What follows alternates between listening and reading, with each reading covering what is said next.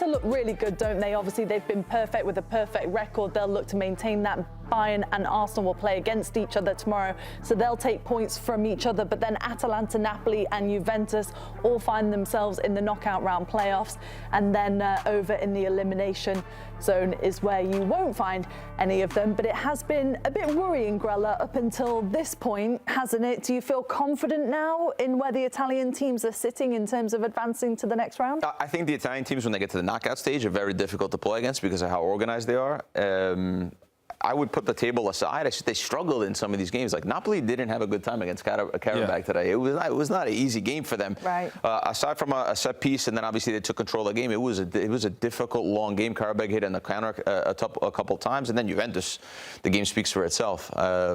3-2, had to come from behind, difficult place with the snow, so credit to them, but it hasn't been convincing. You would think that, you know, the Italian teams of old would roll these teams, you know. Napoli winning the Scudetto last season, you think would roll some of these teams, but it's not been the case so far. If you had to pick one, Grella, what team would you say you've been disappointed the most in? I mean, for me, I'll say Juventus. We're talking about Champions League football. Yeah. Yeah, for me, stages. For me, even tonight, I know Bodø Glimt is a difficult place to go play your football, especially with the snow, and obviously teams have struggled there. Roma have been beaten pretty bad by Bodø, a good Roma side under Jose Mourinho as well. So it's a difficult place to go, but Juventus have been disappointing in the Champions League. They didn't have a win coming into today, and they barely let that one slip. Then when they had the lead, Spalletti makes a change for Cabal to come on. The foul that he makes is juvenile stuff. You have a lead away from home, and then you come in so late and create that foul, and then Bodø Glimt gets the penalty. You let them back in the game. So even when they're trying to find ways to get results, they shoot themselves in the foot time and time again.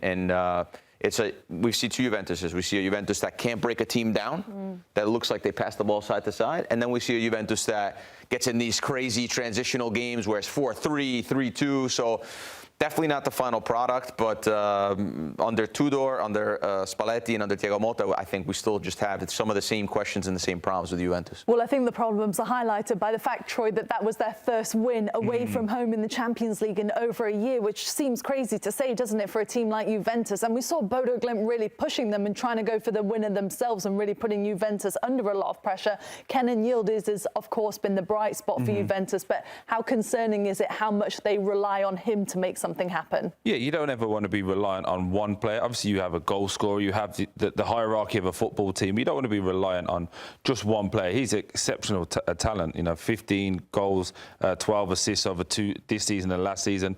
Clearly, their main person to go to. For me, the frustration is what will happen now when you get into the deeper rounds is people will stop him. They'll double up on him and say, go on then, the rest of the team beat us.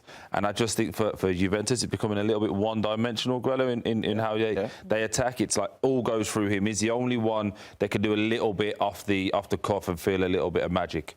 Which has been the problem, hasn't it, Grell, really, Juventus' attack, because you've still got the problem of Vlahovic. They don't really know who their best 11 is, and the other problem is that the squad is so expensive, so they're struggling to offload players and bring in players in the transfer window. Yeah, they're missing a lot, is the reason why they brought in Spalletti to play a little bit more fluid football and create more chances, but they missed on so many players. They missed on Koopmeiners, they missed on Douglas Luiz.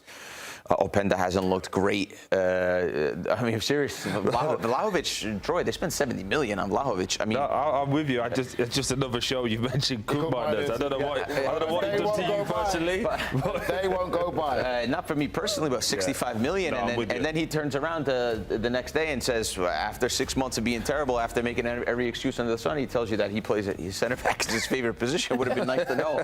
Would have been nice to know when they took him from Atalanta after winning the Europa League, and he was one of the most dangerous players on the attacking end of the field. So it's a Spalletti side now and a Juventus side now that comes in and is trying to make them play better football, but personally, I haven't seen it yet. I don't know how much you can take away from beating Bodø Glimt 3-2. At the end of the day, with all due respect, Champions League football, but as a team from the Norwegian Football League. But it is a tough place to go, isn't it? It's a tough place. Yes. It's on turf. There's a million things that you could say no one's easy. I don't want to disrespect the Bodø, but also you got to look at what Juventus had to do. They had to bring on the big dogs in the second half. Yildiz had to come on. We saw Kefren Turam come on. So they had to make the changes to bring their so-called regular starters to get the job done. What about Weston McKennie? Because talking of all these players that they've missed on, they've kind of tried to push Weston McKennie out the door at every chance that they've got, and yet he keeps coming back and showing himself as one of the most consistent players. And for me, you've just hit the nail on the head there.